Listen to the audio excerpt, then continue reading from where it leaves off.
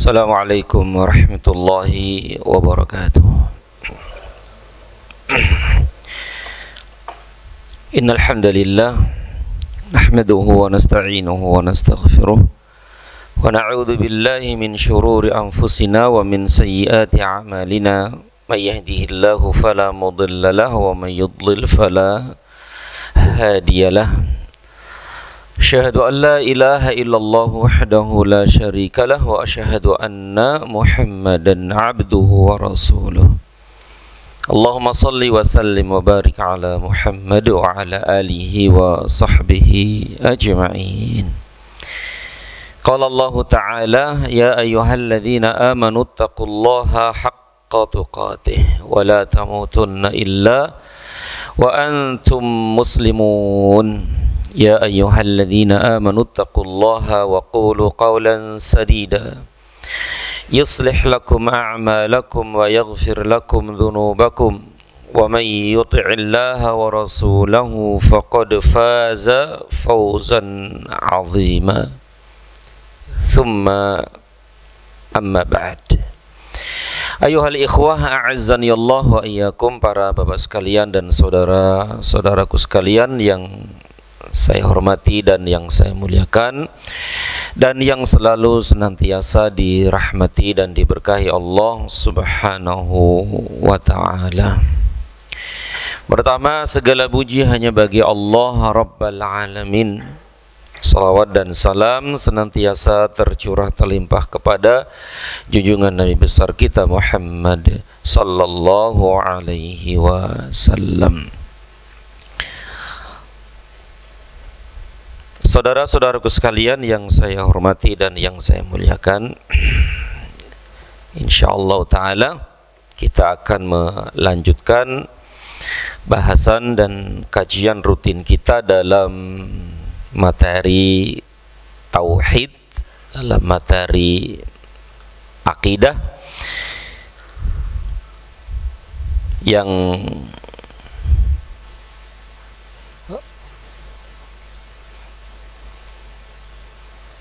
rujukan dari kitab yang ditulis oleh Syekh Muhammad At-Tamimi rahimahullahu ta'ala, yaitu Kitabut Tauhid.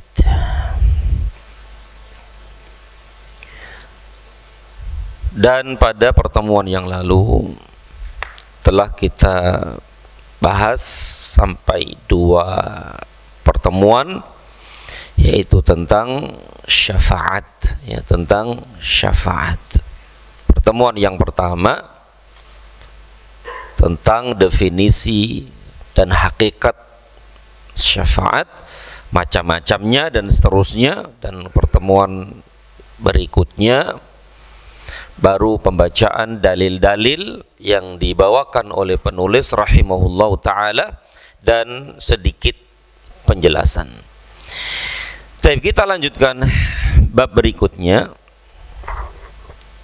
yang dibawakan oleh penulis rahimahullahu ta'ala, yaitu bab qaulullahi ta'ala innaka la tahdi man ahbabta. Kalau di kitab terjemahannya adalah Nabi SAW tidak dapat memberikan hidayah kecuali dengan kehendak Allah. Nabi SAW tidak dapat memberikan hidayah kecuali dengan kehendak Allah Subhanahu wa ta'ala. Sebagaimana bab-bab sebelumnya bahwasannya Nabi SAW tidak bisa memberikan syafaat kepada siapapun kecuali setelah mendapatkan izin dari Allah Subhanahu wa ta'ala. Jadi seorang pun, siapapun tidak bisa memberikan syafaat nanti di akhirat kecuali telah mendapatkan izin dari Allah Subhanahu wa ta'ala dan ridhonya. Ini sudah kita bahas dulu. Nah, sekarang pun demikian, Nabi SAW, manusia terbaik, manusia yang paling dekat dengan Allah Subhanahu wa taala, yang paling bertakwa kepada Allah, yang paling takut kepada Allah, yang paling mengenal Allah Subhanahu wa taala, itu pun tidak bisa memberikan syafaat kepada siapapun kecuali setelah mendapatkan izin dari Allah Subhanahu wa taala. Ini nanti di akhirat. Nah, di dunia pun demikian. Di dunia beliau sallallahu alaihi wasallam tidak bisa memberikan hidayah kepada siapapun kecuali setelah mendapatkan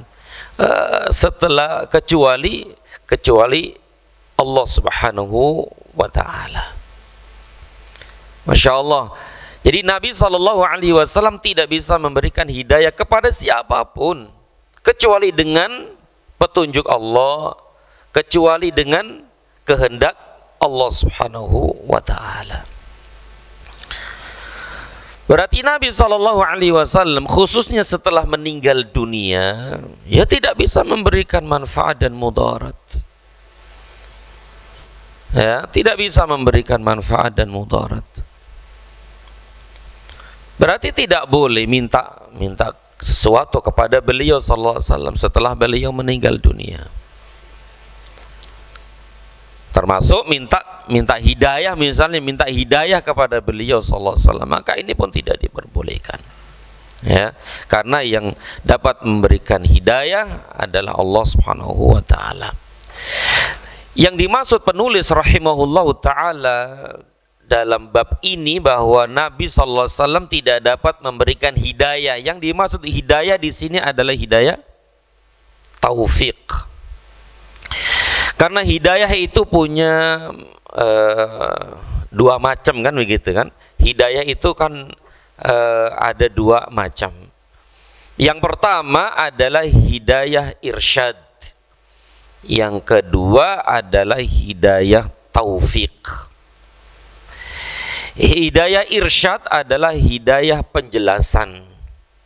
Ya, hidayah penjelasan dan keterangan tentang jalan yang baik dan jalan yang buruk. Jalan selamat, jalan kebinasaan. Ini namanya hidayah irsyad atau hidayah dilalah. Yaitu hidayah berupa penjelasan, berupa keterangan. Inilah jalan yang benar, ini jalan yang lurus, ini jalan menuju surga, ini jalan menuju neraka, ini jalan yang terang, ini jalan yang gelap. Ini halal, ini haram, ini syirik, ini tauhid. Nah, ini namanya hidayah irsyad atau hidayah dalalah. Nabi bisa nggak ini? Nabi bisa nggak memberikan hidayah irsyad ini? Bisa. Dapat nggak? Ya bisa dapat. Justru beliau sallallahu alaihi wasallam diutus oleh Allah Subhanahu wa taala untuk memberikan hidayah ini. Memberikan hidayah irsyad, memberikan hidayah dalalah ini. Beliau menjelaskan kepada umatnya, ini jalan lurus, ini jalan bengkok, ini jalan surga, ini jalan neraka, ini halal, ini haram, ini jalan menuju keselamatan, ini jalan menuju kesengsaraan dan seterusnya. Itu memang tugas beliau sallallahu alaihi wasallam. Sebagaimana Allah berfirman, innaka latahdi ila siratim mustaqim.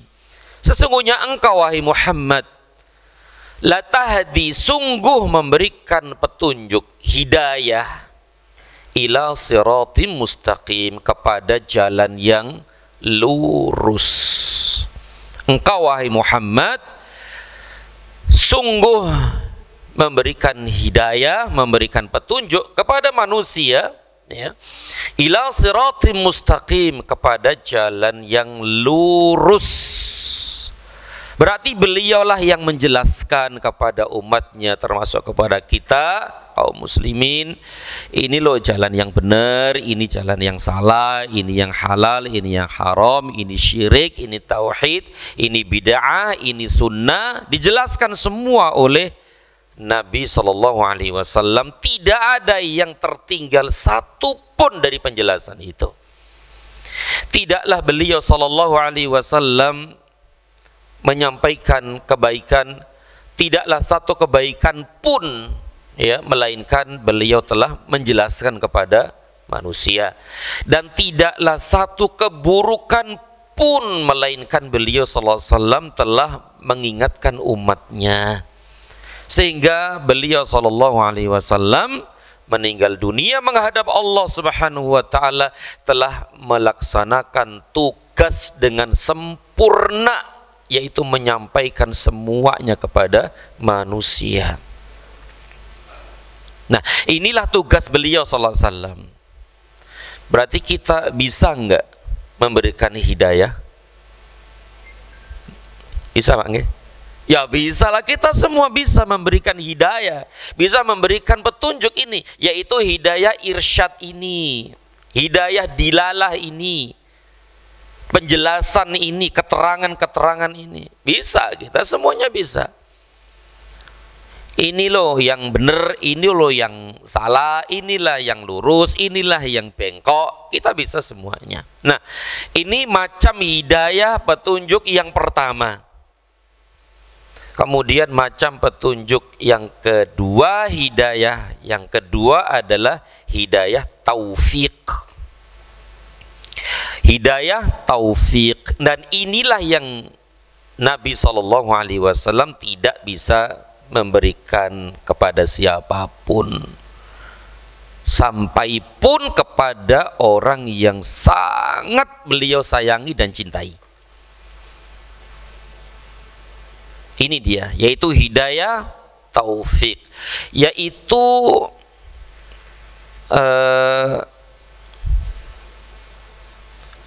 hidayah ilham dalam hati manusia untuk mengikuti jalan yang benar, dan kelapangan dada dalam menerima serta memilikinya.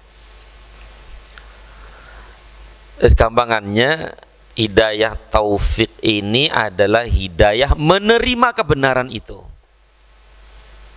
Tuh, menerima kebenaran, mengikuti kebenaran yang telah dijelaskan tersebut. Itu namanya taufik, yaitu hidayah untuk menerima kebenaran itu, hidayah petunjuk untuk mengikuti kebenaran tersebut. Nah, itulah namanya taufik. Setelah dijelaskan oleh Nabi SAW, setelah diterangkan oleh Nabi SAW, ini jalan yang baik, ini jalan yang buruk, maka di sini ada dua manusia, yang satu menerima petunjuk, menerima penjelasan itu, dan yang kedua tidak menerima. Nah, yang tidak menerima ini bukan kekuasaan, yang menerima dan yang tidak ini bukan kekuasaan Nabi SAW. Nabi tidak bisa memberikan itu semua. Yang bisa memberikan itu semua siapa? Allah Subhanahu wa ta'ala. Allah yang memberikan itu semua. Nabi tidak bisa memberikan hidayah taufik. Kita pun demikian tidak bisa memberikan hidayah taufik kepada siapapun. Kita hanya bisa menjelaskan, kita hanya bisa menerangkan, ini baik, ini buruk. Dia menerima atau tidak, nah itu di tangan Allah Subhanahu wa ta'ala. Itu kehendak Allah Subhanahu wa ta'ala. Sedangkan kita tidak bisa memberikan taufik kepada siapapun. Bahkan Nabi SAW pun tidak bisa. Manusia terbaik, manusia yang paling bertakwa kepada Allah Subhanahu wa taala, yang sudah dijamin masuk surga, yang telah diampuni kesalahan-kesalahan yang lalu dan yang akan datang. Masya Allah, tidak bisa memberikan hidayah kepada siapapun, meskipun kepada orang-orang yang beliau cintai, yang beliau sayangi. Di antara bukti dalil yang sangat jelas tegas dalam masalah ini adalah Nabi SAW tidak bisa memberikan hidayah taufik kepada pamannya sendiri. Kisah yang sangat masyhur, ya, setiap kita pasti tahulah ya tentang kisah ini, bahwasanya Nabi SAW ketika menjenguk pamannya Abu Thalib yang waktu itu akan meninggal dunia, beliau mengajaknya untuk masuk Islam. Ya, beliau mengajak pamannya ini untuk mengucapkan la ilaha illallah. Maka terima nggak beliau? Abu Thalib mau nggak? Ya nggak mau beliau. Ya. Akhirnya ya Abu Thalib mati dalam keadaan musyrik, mati dalam keadaan kafir. Padahal Abu Thalib paman beliau ini yang sangat beliau cintai, yang sangat beliau sayangi. Bagaimana beliau tidak sayang kepada beliau? Dialah yang mengurus, ya, merawat Nabi sallallahu alaihi wasallam dari usia berapa itu? 8 tahun ya, dari usia 8 tahun sampai menikah, sampai menjadi nabi dan seterusnya. Dan Abu Thalib membela beliau sallallahu alaihi wasallam, menjaga beliau, menyayangi beliau, memperhatikan beliau. Bahkan ketika beliau sallallahu alaihi wasallam berdakwah, di awal-awal dakwah diganggu oleh kaum musyrikin Quraisy, tapi yang berada di depan beliau adalah Abu Thalib ini. Dan dulu sudah kita sampaikan ya di pembahasan syafaat itu kan, karena jasanya Abu Thalib itulah kepada Nabi sallallahu alaihi wasallam, maka Nabi sallallahu alaihi wasallam memberikan syafaat kepadanya, kepada Abu Thalib. Tentu setelah mendapatkan izin dari Allah Subhanahu wa taala, yaitu Abu Thalib mendapatkan azab yang paling ringan di neraka. Ya, Abu Thalib mendapatkan azab, siksa di neraka yang paling ringan. Kalaulah bukan karena syafaat Nabi sallallahu alaihi wasallam, tentu dia berada di neraka yang paling dalam sekali. Ya, karena jasanya kepada beliau ini sallallahu alaihi wasallam. Jadi yang menjadi dalil, yang menjadi hujjah di sini adalah bahwa Nabi tidak bisa memberikan petunjuk, hidayah, taufik kepada Abu Thalib, yang mana beliau sangat mencintainya, sangat menyayanginya. Tapi ya takdir Allah, seperti itu. Justru yang mengajak Abu Thalib untuk tetap di atas agama Abdul Muttalib, yaitu agama syirik, justru masuk Islam, kan gitu ya. Justru masuk Islam. Yang menghalang-halangi Abu Thalib untuk mengucapkan la ilaha illallah, justru dia masuk Islam. Bahkan baik dalam keislamannya dan mati syahid. Padahal Masya Allah ya, itulah hidayah, itulah petunjuk, taufik yang dapat itu semua adalah Allah Subhanahu wa ta'ala ya. Tapi para bapak ibu sekalian, atau ada ibunya, enggak ada ya? Para bapak sekalian yang dimuliakan Allah Subhanahu wa ta'ala, juga saudara-saudaraku yang dimuliakan Allah Subhanahu wa ta'ala. Kita baca dalil-dalil yang dibawakan oleh penulis rahimahullahu ta'ala rahmatan wasi'ah. Dalil yang pertama adalah firman Allah dalam surat Al-Qasas ayat 56. Al-Qasas ayat 56. Allah berfirman, innaka la tahdi man ahbabta walakinallaha yahdi man yasha wa huwa a'lamu bil muhtadin. Artinya innaka la tahdi, sesungguhnya kamu tidak akan dapat memberikan hidayah, tidak akan dapat memberi petunjuk kepada siapa ini? Man ahbabta, kepada orang yang kamu kasihi. Sesungguhnya engkau wahai Muhammad, padahal beliau manusia terbaik dunia akhirat, tidak akan dapat memberi petunjuk kepada orang yang kamu kasihi. Walakinallaha yahdi man yasha, tetapi Allah memberi petunjuk kepada orang yang dikehendakinya. Tetapi Allah memberi petunjuk kepada orang yang dikehendakinya. Wa huwa a'lamu bil muhtadin, dan Allah lebih mengetahui orang-orang yang mau menerima petunjuk. Berarti hidayah taufik ini berat Pak ya? Berharga sekali ya. Nah, hidayah taufik ini sesuatu yang sangat mahal sekali, sesuatu yang sangat berharga sekali dalam hidup kita ini, karena tidak semua orang mendapatkan hidayah taufik ini.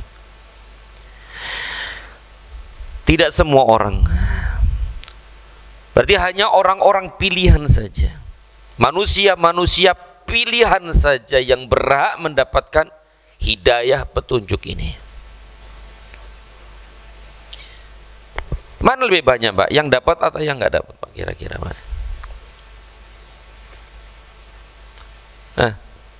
Banyakan yang dapat atau nggak dapat nih Pak?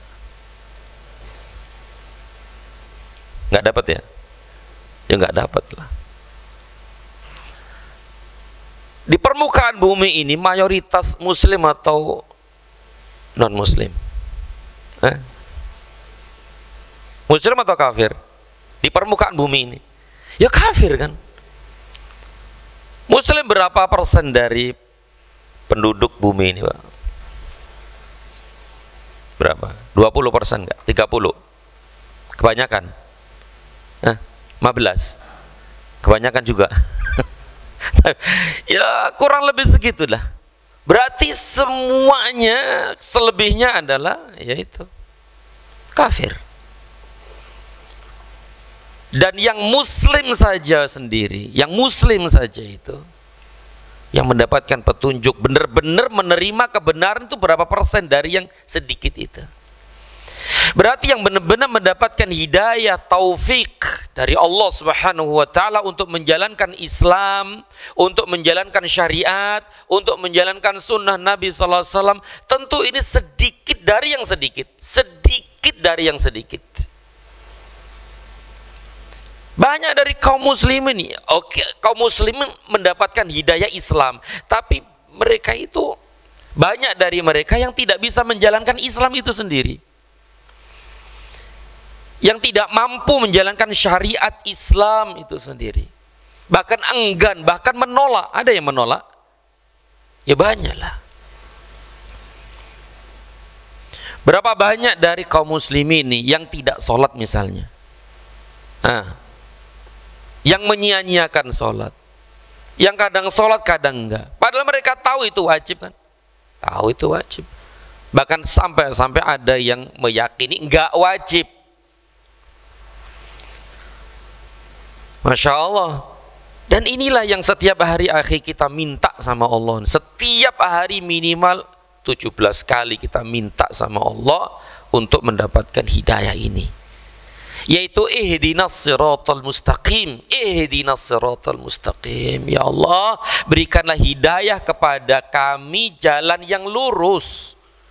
Berikanlah hidayah ya Allah, berikanlah petunjuk kepada kami jalan yang lurus. Hidayah di sini adalah dua. Yang dimaksud dalam surat Al-Fatihah tadi ya, yang kita baca setiap hari, ihdinas siratal mustaqim. Ihdina, berikanlah petunjuk, karuniakanlah kepada kami ya Allah petunjuk, hidayah. Yang dimaksud hidayah di sini dua sekaligus, macam hidayah, dua macam hidayah sekaligus. Hidayah apa tadi? Irsyad dan hidayah taufik. Ini sekaligus kita minta sama Allah minimal 17 kali dalam sehari.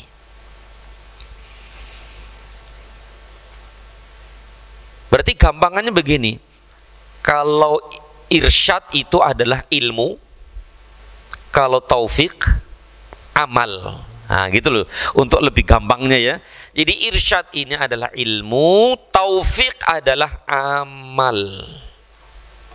Nah kita minta kepada Allah setiap hari dua hidayah ini sekaligus, yaitu hidayah ilmu dan hidayah amal. Ilmu amal, ilmu amal. Karena tidak semua orang mendapatkan yang kedua. Mungkin dia mendapatkan yang pertama tapi enggak dapat yang kedua.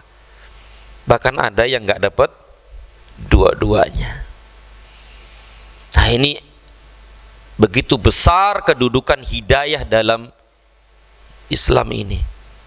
Ya, begitu besar kedudukan hidayah ini. Kenapa akhi? Karena hidayah ini, petunjuk ini adalah sebab utama keselamatan, kebaikan, kebahagiaan seorang hamba di dunia dan di akhirat.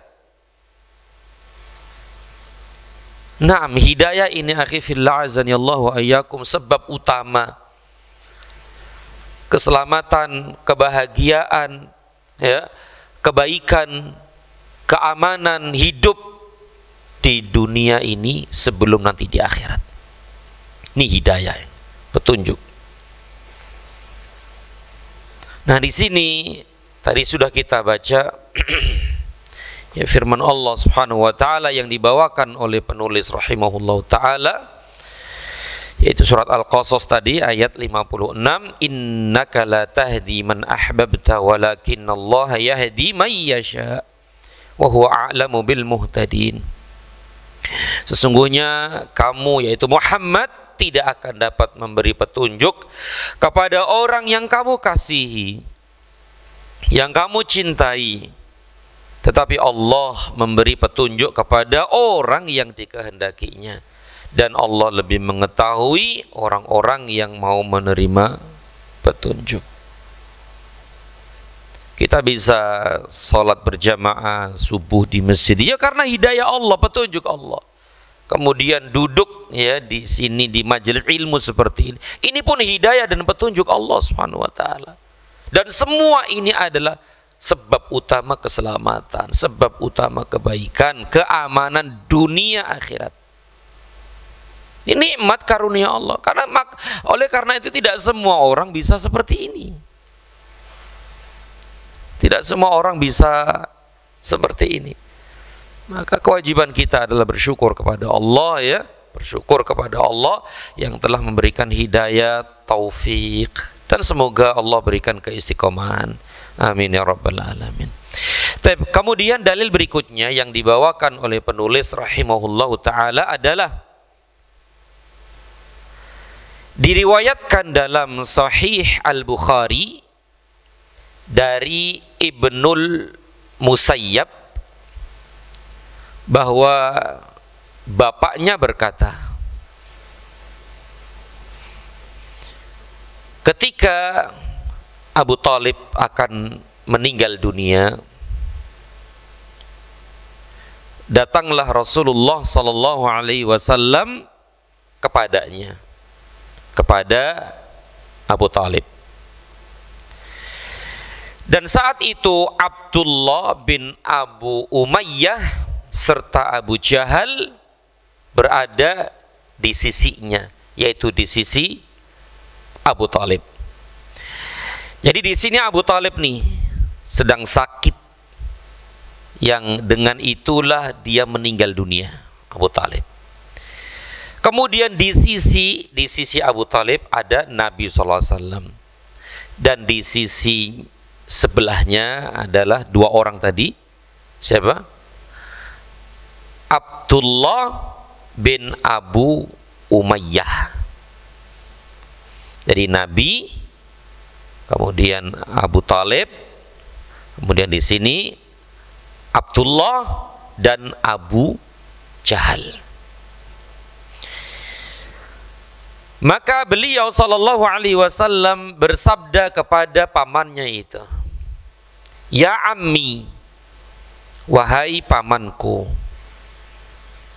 qul, katakanlah, ucapkan la ilaha illallah, kalimatan uhajju laka biha indallah." Suatu kalimat, yaitu kalimat la ilaha illallah tadi, yang dengannya aku dapat membelamu di hadapan Allah. Wahai pamanku, ya ammi, wahai pamanku, ucapkan la ilaha illallah yang dengan itu aku bela engkau nanti di akhirat di hadapan Allah Subhanahu wa taala. Sampai detik-detik akhir beliau sallallahu alaihi wasallam mengajak pamannya ini untuk masuk Islam, untuk mengucapkan la ilaha illallah. Padahal Abu Talib ini tahu betul bahwasannya beliau adalah seorang nabi, ponakannya ini seorang nabi, seorang rasul. Apa-apa yang dibawa oleh beliau adalah dari Allah Subhanahu wa taala, dan dia tahu, yakin dari hatinya bahwa yang dibawa oleh Nabi sallallahu alaihi wasallam adalah kebenaran. Al-Quran benar, ucapan beliau benar. Abu Talib tahu itu, yakin seyakin-yakinnya itu. Bahkan Abu Talib ini tahu makna la ilaha illallah. Ya, Abu Talib ini paham banget apa yang dimaksud dengan la ilaha illallah. Tapi namanya hidayah tadi. Ya. Nah, ini dakwah Nabi SAW kepada pamannya. Kemudian, tetapi disambut oleh Abdullah bin Abu Umayyah dan Abu Jahal. Setelah Nabi mengajaknya untuk mengucapkan la ilaha illallah, Abdullah dan Abu Jahal berkata begini, "Atarghabu an millati Abdul Muttalib?" Wahai Abu Talib, apakah engkau benci kepada agama Abdul Muttalib? Siapa Abdul Muttalib? Kakaknya siapa? Hah? Abdul Muttalib kakaknya Rasul, berarti apanya Abu Talib? Ya bapaknya. Bapaknya. Wahai Abu Talib, atarghabu an millati Abdul Muttalib? Apakah engkau akan keluar dari agama nenek moyangmu, yaitu Abdul Muttalib, bapakmu? Ya Allah, ini menyentuh hati ya, benar-benar nih cara Abu Jahal dan Abdullah untuk menetapkan Abu Talib terus di atas agama nenek moyangnya dengan menyebutkan bapaknya, nenek moyangnya. Ini cara jitu ya, cara jitu untuk meluluhkan hati orang, menyebutkan orang-orang yang terdekat dengannya. Nah, ini Abdullah dan Abu Jahal. Apakah engkau membenci agama Abdul Muttalib? Apakah engkau akan keluar dari agama nenek moyangmu? Lalu Nabi SAW mengulangi sabdanya lagi, wahai pamanku, ucapkan la ilaha illallah yang dengannya aku akan bela engkau di hadapan Allah. Kemudian keduanya mengatakan kembali, ya Abu Talib, wahai Abu Talib, atarghabu an millati Abdul Muttalib? Apakah engkau benci, apakah engkau akan keluar dari agama nenek moyangmu, yaitu Abdul Muttalib? Kemudian Nabi mengulang lagi, wahai pamanku, dan seterusnya. Kemudian diulangi kembali oleh dua orang tadi ini. Akhirnya apa? Maka akhir kata yang diucapkan Abu Talib bahwa dia tetap pada agama Abdul Muttalib dan enggan untuk mengucapkan la ilaha illallah. Mati dalam keadaan kafir, mati dalam keadaan musyrik. Padahal sekali lagi akhi, bahwa Abu Thalib ini benar-benar yakin seyakin-yakinnya bahwa ponakannya ini seorang nabi, seorang rasul. Agama yang dibawa oleh beliau benar, hak. Apa-apa yang dibawa oleh beliau itu Al-Quran, hak. Tapi kembali lagi kepada hidayah tadi itu loh. Kembali kepada hidayah itu. Subhanallah, begitu mahal hidayah ini akhi. Tidak semua orang mendapatkan hidayah. Baik hidayah untuk masuk Islam, kemudian masuk Islam, menjalankan Islam itu atau tidak, itu juga hidayah semuanya. Menjalankan syariat Islam itu pun butuh hidayah setelah mendapatkan hidayah Islam.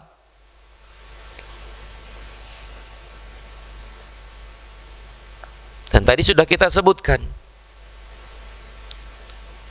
Abdullah bin Abu Umayyah masuk Islam.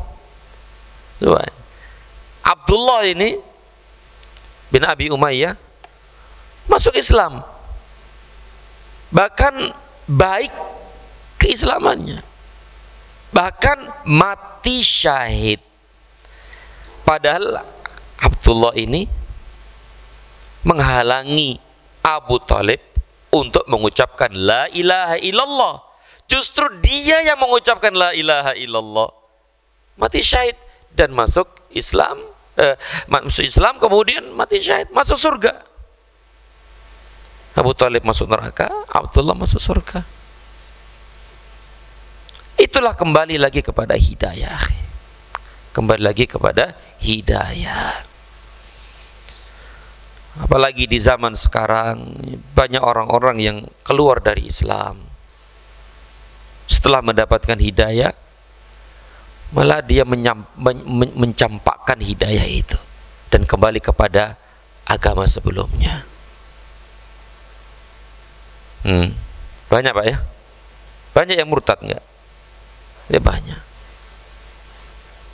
Banyak yang awalnya tersesat kemudian dapat petunjuk hidayah. Semua adalah di tangan Allah Subhanahu wa taala. Kemudian setelah itu Nabi sallallahu alaihi wasallam bersabda, setelah Nabi tahu bahwa pamannya ini mati dalam keadaan musyrik, mati dalam keadaan kafir dan pasti masuk neraka, Nabi sallallahu alaihi wasallam bersabda, la astaghfiranna laka ma lam unha anhu. Saking sayangnya ini, saking perhatiannya beliau kepada Abu Thalib ini, meskipun Nabi SAW sudah tahu bahwasanya dia ini mati dalam keadaan musyrik, dalam keadaan kafir, masuk neraka, tapi Nabi tidak berhenti untuk memberikan yang terbaik bagi pamannya ini dengan bersabda, sungguh akan aku mintakan ampunan untukmu selama aku tidak dilarang. Sampai seperti itu ya, sungguh aku, kata beliau sallallahu alaihi wasallam, akan mintakan ampun untukmu, yaitu Abu Thalib, selama aku tidak dilarang. Lalu Allah Subhanahu wa taala menurunkan firman-Nya, maka nalin nabiyyi walladzina amanu ay yastaghfiru lil musyrikina walau kanu uli qurba. Maka nalin nabi, tiada sepatutnya, tidak selayaknya, berarti nggak boleh gitu maksudnya ya, tidak sepatutnya, tidak selayaknya bagi nabi walladzina amanu, dan orang-orang yang beriman, ayyastaghfiru lil musyrikin, memintakan ampunan kepada Allah bagi orang-orang musyrik. bagi orang-orang kafir, walau kanu uli qurba, walaupun orang-orang musyrik itu adalah kaum kerabatnya. Berarti Allah melarang beliau untuk memohonkan ampun, ya, memohonkan ampun untuk pamannya ini. Allah melarangnya, dan ini juga berlaku untuk umatnya, ya. Jadi tidak boleh memohonkan ampun untuk orang-orang kafir yang telah meninggal dunia misalnya, meskipun dia adalah orang-orang yang terdekat dengan kita. Nabi melarang, Allah melarang, dan larangan ini juga untuk umatnya, ya. Maka nalin nabiyyi walladzina amanu ayyastaghfiru lil musyrikina walau kanu uli qurba. Tiadalah sepatutnya bagi nabi dan orang-orang yang beriman memintakan ampun kepada Allah bagi orang-orang musyrik, walaupun orang-orang musyrik itu adalah kaum kerabatnya. Setelah itu ya Nabi tidak memohonkan ampun, ya, kepada Allah untuk pamannya ini. Tapi Allah Subhanahu wa taala mengizinkan Nabi SAW untuk memberikan syafaat kepada Abu Talib. Allah melarang Nabi untuk memohonkan ampun untuk Abu Talib, tapi Allah Subhanahu wa taala mengizinkan beliau sallallahu alaihi wasallam untuk memberikan syafaat kepada Abu Talib pamannya ini, yaitu syafaat keringanan azab, keringanan siksa, yaitu mendapatkan siksa azab yang paling ringan di neraka, sebagaimana yang sudah kita jelaskan. Kemudian dalil berikutnya, dan mengenai Abu Talib, Allah menurunkan firman-Nya. Ini berkaitan dengan kisah meninggalnya Abu Talib ini, yang mana Nabi SAW terus mengajak pamannya untuk mengucapkan la ilaha illallah. Akhirnya dia enggan mengucapkannya, berarti mati dalam keadaan kafir, mati dalam keadaan musyrik. Sampai-sampai setelah meninggal dunia Abu Talib, Nabi SAW mengatakan, sungguh aku akan memintakan ampunan untukmu selama aku tidak dilarang. Dengan peristiwa itu, karena peristiwa itulah, dan tentu Nabi sedih nggak sih Pak ya? Sedih nggak ya? Ya sedih banget lah Pak, sedih banget, ya Allah, yang mengasuh beliau dari kecil, dari umur 8 tahun sampai beliau menjadi nabi, sampai dia meninggal dunia. Siapa yang nggak sedih? Masya Allah, tentu sedih. Dan yang paling menyedihkan lagi adalah Abu Talib ini tidak mau menerima ajakan beliau sallallahu alaihi wasallam. Yang membuat sedih lagi adalah beliau ini, yaitu Abu Talib mati dalam keadaan kafir, mati dalam keadaan musyrik. Ini yang paling menyedihkan juga bagi beliau sallallahu alaihi wasallam.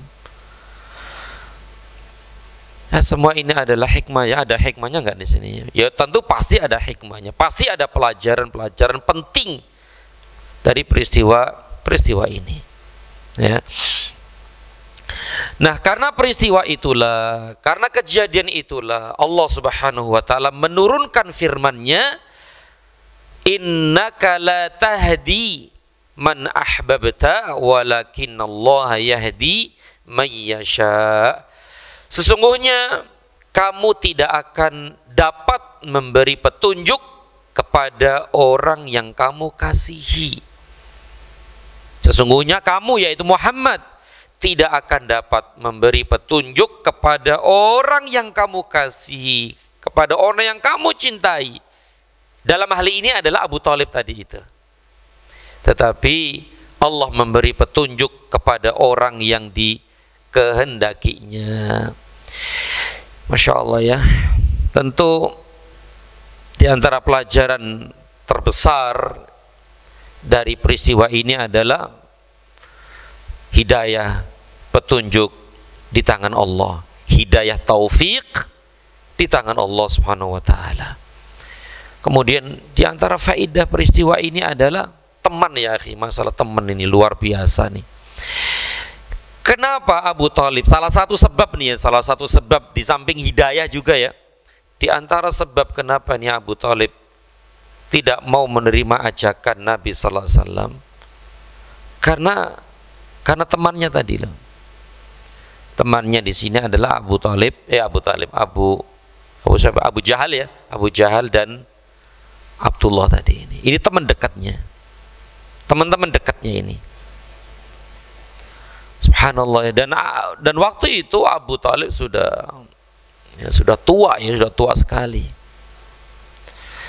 Nah ini dikatakan oleh para ulama rahimahumullah taala, pelajaran yang paling yang besar juga di sini adalah masalah teman. Jadi agama seseorang itu dilihat dari agama temannya. Ya, almar'u ala dini khalili, seseorang itu tergantung dari agama temannya. Maka lihatlah dengan siapa dia berteman. Dan pepatah Arab mengatakan as-sahibu sahibun, teman itu menarik, teman itu menarik, tergantung nariknya kemana ya kan gitu. Kalau nariknya yang baik, ya dia akan baik insya Allah. Kalau nariknya kepada yang buruk, naudzubillah, dia akan ketarik juga. Nah di sini Abu Thalib ketarik sama dia. Ya mungkin ngerasa nggak enak, merasa malu, merasa nggak enak, malu dengan dua temannya ini. Akhirnya ya tetap dalam keadaan seperti itu. Ini teman luar biasa, pengaruhnya itu luar biasa. Ya. Dan juga pelajaran yang mungkin jarang diketahui oleh kaum muslimin adalah seandainya Abu Thalib waktu itu masuk Islam, yang menjaga beliau siapa setelah Allah? Seandainya Abu Thalib waktu itu masuk Islam nih, khususnya di awal-awal gitu kan, seandainya Abu Thalib ini masuk Islam, terus siapa yang akan melindungi beliau dari gangguan orang-orang musyrikin setelah Allah? Setelah Allah nggak ada kan, nggak ada. Yang membela Nabi, yang melindungi Nabi sallallahu alaihi wasallam di awal-awal dakwah beliau adalah Abu Thalib. Seandainya Abu Thalib waktu itu masuk Islam gimana? Ya sudah habis semuanya. Mungkin Nabi akan lebih diganggu lagi dan akan mudah untuk dibunuh dan seterusnya. Kaum musyrikin Quraisy selama Abu Thalib masih hidup, mereka nggak berani ngapa-ngapain sama Nabi. Ya tetap berani sih, tapi ya nggak sehebat yang dibayangkan begitu.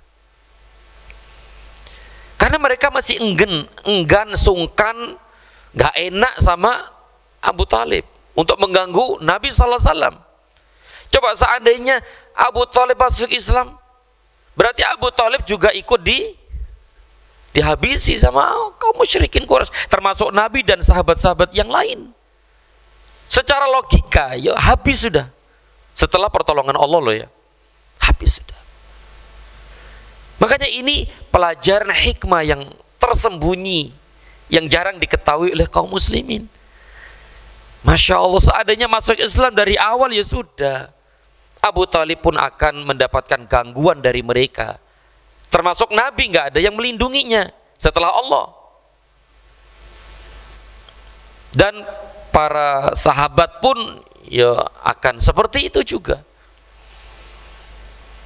Makanya dia Masya Allah nggak dapat hidayah sampai mati kan begitu. Makanya benar-benar ketika meninggalnya Abu Thalib ini, para ahli sejarah menamakan dengan tahun apa itu Pak? Tahun Amul Huzn ya, Amul Huzn, yaitu tahun duka cita, tahun kesedihan, tahun kesedihan. Tahun berapa itu Pak?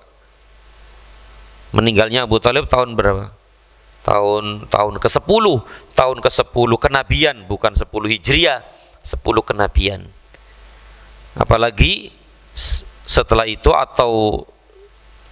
itu siapa yang meninggal atau sebelumnya?